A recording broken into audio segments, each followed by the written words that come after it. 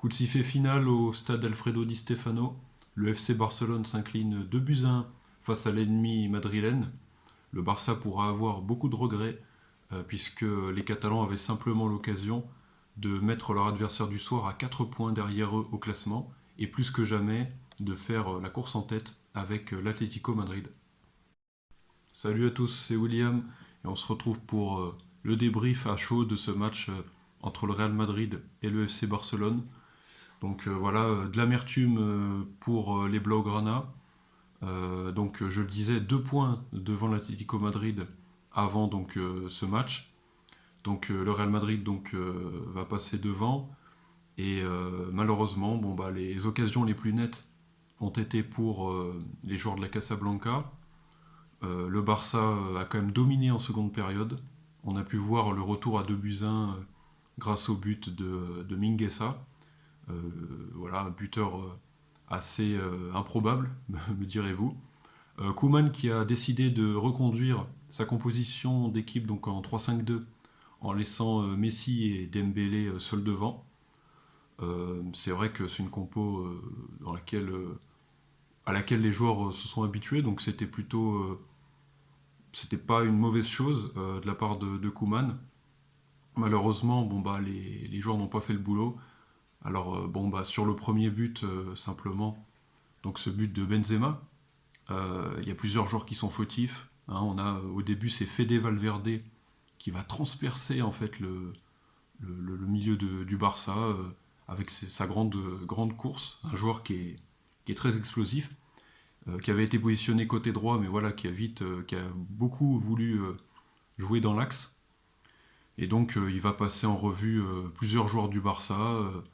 Et avant juste de très bien transmettre le ballon à Lucas Vázquez côté droit, et Vázquez qui n'a plus qu'à adresser le ballon à Benzema, qui passe devant Araujo avant de terminer. Ter Stegen impuissant.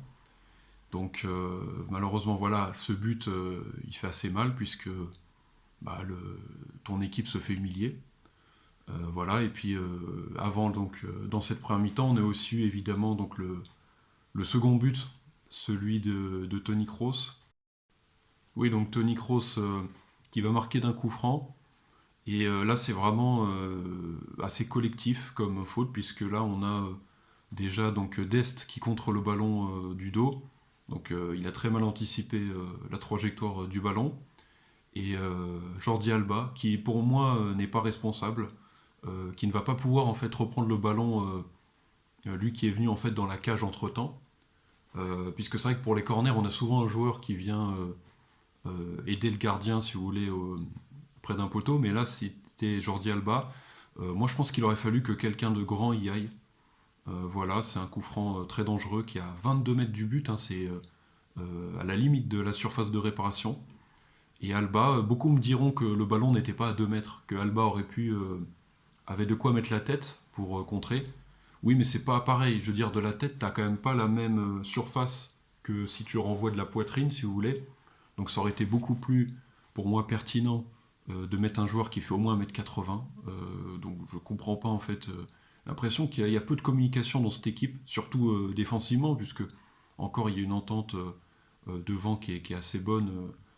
Même si après, à la fin du match, bon bah, avec les changements de Koeman, les joueurs étaient tellement nombreux que chacun cherche un peu sa place, hein, surtout Griezmann, hein, forcément, avec Messi. Mais voilà, ce but qui fait très mal, parce qu'à 2-0, forcément, tu es obligé de te découvrir.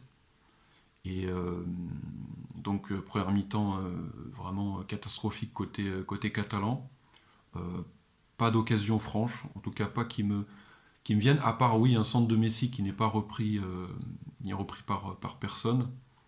Il y a aussi 2 pénaltys aussi, ça, en première mi-temps, qui, à mon sens, ont été oubliés pour le même, comment dire, la même faute.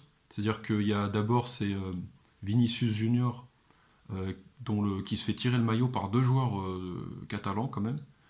Pour moi, il y avait faute, que c'était insistant. C'est pas seulement tu retiens, c'est vraiment tu tires. Pour moi, c'est à un moment donné, même si c'est pas illicite en principe, mais quand c'est dans l'abus comme ça, moi je considère qu'il y a faute. Et à la 38e minute, c'est Dembélé, pareil, qui est retenu par le maillot.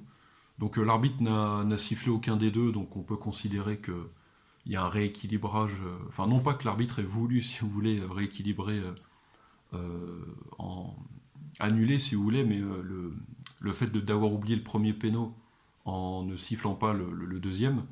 Mais bon, on va dire que oui, ça annule quand même. Donc en tout cas, c'est compliqué. En deuxième mi-temps, donc les Catalans vont vous pousser.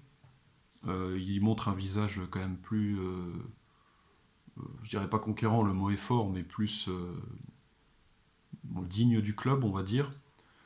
Les changements font du bien, on repasse à 4 derrière. Et donc on se retrouve avec Griezmann, Messi et Dembélé. Euh, donc voilà, il y aura des vagues côté Barcelone, mais les joueurs du Real étaient quand même bien regroupés. Et c'est vrai que là, il y aura donc cette occasion avec ce ballon sur le côté. Je me rappelle plus si c'est un corner ou un centre, mais cette barre transversale qui est trouvée euh, pour les joueurs de Barcelone. Mais sinon, c'est quand même assez pauvre en occasion franche, hein. À la fin, on aura cette reprise sur la barre, donc dans les arrêts de jeu. Euh, mais malheureusement, à part ça, voilà, Barcelone a quand même été euh, timoré, je dirais, devant le but madrilène. Mais voilà, il y a un péno, à mon avis, qui en effet devait pas être sifflé, hein, sur c'est Mendy et Braithwaite. Pour moi, bien sûr, non, il n'y avait pas péno, on va pas non plus faire chercher des excuses quand là, franchement, c'en est pas une. Donc, match décevant de la part des Barcelonais. Bon, le titre reste jouable, hein, le Real Madrid a un point d'avance, l'Atlético 3, je crois. Donc les équipes se tiennent en peu de points, mais c'est sûr qu'un match nul pour le Barça aurait eu euh, une saveur de victoire, puisque le Barcelone aurait conservé 2 points d'avance. Or c'est le Real Madrid qui passe devant, qui repasse devant. Et bon bah le titre va quand même être compliqué. Après bon bah il reste 7 matchs à jouer, donc ça reste possible. C'est 8 matchs je crois à jouer. Bon, on espère que les joueurs vont se réveiller. C'est vrai que quand tu as tous tes attaquants disponibles, c'est quand même terrible de ne pas pouvoir marquer plusieurs buts dans un match. Et c'est vrai que voilà, on va passer au top et au flop. C'est vrai que bon, on voit qu'il y a une équipe qui peut se permettre de perdre ses meilleurs défenseurs, mais l'autre non, hein, clairement. Donc par rapport au top, donc bon, pour moi, ça va être bon bah à nouveau Kroos, hein. Il marque le deuxième but. Il est, je veux dire, au milieu de terrain toujours aussi indispensable, côté merengue. Donc clairement, ça c'est à mon avis le top. Ensuite, en deuxième, on peut mettre Benzema, voilà. Très beau but de Benzema, j'ai pas parlé de sa finition, mais oui, la Madjer. Madjer, très bonne finition de Benzema. En troisième, ensuite, ouais, on pourrait dire aussi. Bah, j'hésite entre Vasquez, Lucas Vasquez, ou bien Casemiro, qui a pas été. Mais comme il a pris un rouge, je mettrais Vasquez si vous voulez en troisième. Voilà, donc côté droit, arrière droit, il est très bon à ce poste. Voilà, à la manière d'un Jesus Navas, voilà, il a fait quasiment toute sa carrière en ailier, là il redescend et il est efficace. Il a bien résisté, contenu les joueurs du Barça jusqu'à ce qu'ils sortent, remplacé par Odriozola. Voilà, et puis du côté des flops, bah, ça va être des rouges et bleus, hein, des bleus et rouges, pardon. Ça va être donc moi je dirais Araujo. Alors je sais qu'il a 21 ans, que voilà, il va progresser, mais pour moi, tu peux pas laisser Benzema te passer devant. Tu sais que c'est Benzema, je veux dire, t'as. Puis en plus, t'es le défenseur central, tu vois, de la défense à 3. Donc c'est toi qui dois être sur le numéro 9 en face, hein, tu dois pas le lâcher. Donc clairement, pour moi, c'est une faute assez grave. Euh, Ensuite, un autre flop, on pourrait dire. Alors, j'ai pas envie de mettre Griezmann, même si il a été faible, Griezmann. Il est entré en cours de jeu. Ah, donc non, il a pas joué 45 minutes, je suis bête, on va pas mettre Griezmann. Flop, on pourrait mettre Pedri. Pedri, je l'ai pas senti à l'aise. Il devait faire ce lien entre la défense et puis l'attaque. Or, j'ai trouvé qu'il avait du mal à se positionner. Parfois, il jouait pas simple, si vous voulez.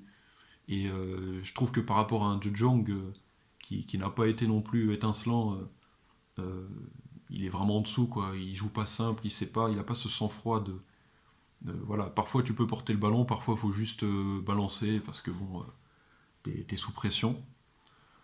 Et, euh, et puis ensuite, donc moi, un autre flop, j'irais Alba. Alba parce que Dembélé a été remuant, donc je vais pas le mettre, je dirais Alba parce que, je veux dire, il était pas, il s'est fait dépasser quoi, par le côté droit, que ce soit Basquez ou bien Valverde. Donc clairement, c'est compliqué quoi. On sait qu'il est surtout bon offensivement, mais là, clairement, c'était, il n'a pas suffisamment apporté, contrairement à ce qu'il a coûté en fait, voilà, défensivement quoi. Donc j'espère que cette vidéo vous aura plu. Bah, là, je suis assez frustré par cette défaite. J'espère que vous avez passé un bon match. Le match était quand même assez bon. On assistait à une rencontre de qualité malgré la pluie battante, parce que c'est vrai que ça, c'est pas du tout. Le fait qu'il n'y ait pas de supporters, de spectateurs, c'est déjà assez embêtant. Mais alors la pluie, comme ça, comme si on était à Londres, quoi, c'est assez abusif. Donc je vous dis merci d'avoir regardé la vidéo et à plus tard les amis. Ciao.